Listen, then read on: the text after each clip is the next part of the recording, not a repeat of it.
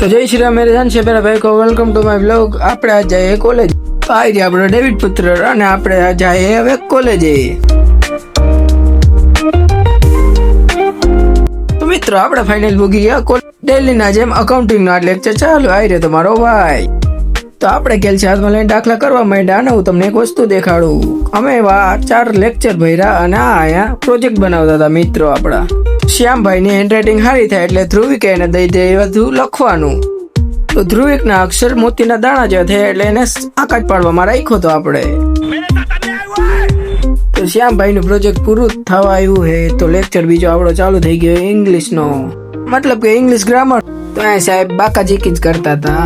અહીંયા આપણો ભાઈ સતીશ માફિયાની જેમ બેઠો તો બંદૂક લાગે માફિયાસ કદે જેલ કદે બેલ લાગે।